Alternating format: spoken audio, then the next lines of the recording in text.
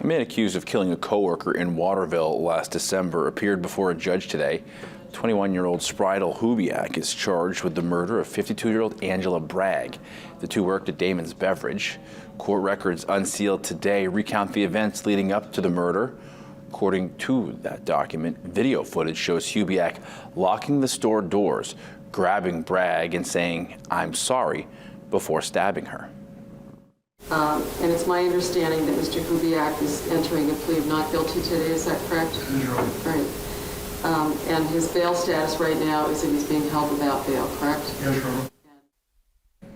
Authorities say Hubiak fled the state after the killing and a few days later was shot by an officer in Arkansas. He was later returned to Maine in February to face the murder charge here.